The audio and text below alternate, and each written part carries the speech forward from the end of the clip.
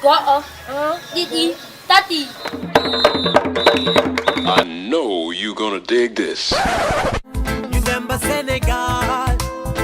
But you can listen to God. Did you work yo but I can't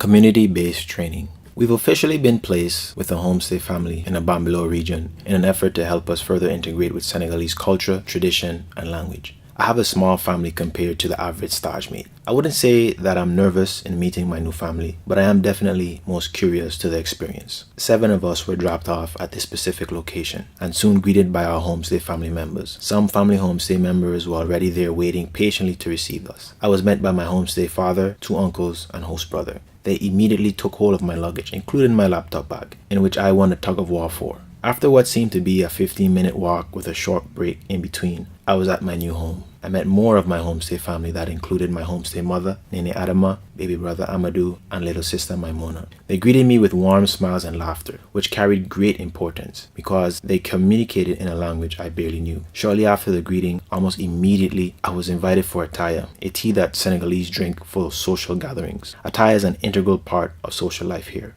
After some small talk and an attire slurping fest with my host father, tiredness had caught up with me, and shortly thereafter, I announced that I needed to unpack and rest up a bit. It was definitely much to take in that day and the following days, but once things got settled a bit, I was able to take such things in again with greater control of emotions. When you can escape from the constant dose of new stimuli, slowing things down a bit, you see more beauty in what's already present. You tend to see the intricate details that comprise the whole. The population at my Bambilor homestay is estimated to be about 40,000 inhabitants. That's not too far off from the population back home in St. Thomas, Virgin Islands. Additionally, just like the Virgin Islands, Bambilor is also a cultural melting pot. But this Kalaloo mix-up consists of several African ethnic groups such as Wolofs, Pulars, and Seras, to name a few.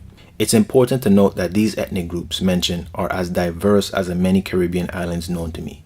But despite the differences, there is a strong common denominator that joins, or rather naturally links, all the diversity together, forming a breathtaking tapestry of culture and history. From a glimpse, it can be clearly seen that Bambilor is quickly rising up from the tan African sands beneath it. Many construction projects were active. Every corner street or avenue had some evidence of such construction. In addition, many economic opportunities, too numerous to speak of, were ever present, to include but not limited to our culture and technology infrastructures. Among such platforms of progress, you can definitely identify wealth disparities from home to home. Despite that reality, the people all get along for the most part. The kids play and frolic about in droves. Oh, and with that said, I forgot to mention that the average family size is anywhere from 10 to 20 individuals that include members of extended/adopted families, with an average of at least 1/3 of the occupants being children. Naturally, the kids you see playing about don't hesitate to approach you in the very same manner most adults do, but they surely do so with more enthusiasm, vim, and vigor. All you have to do is make the slightest form of eye contact with them, and they use it as an invitation to come and say hello. Those kids made integration that much easier for me.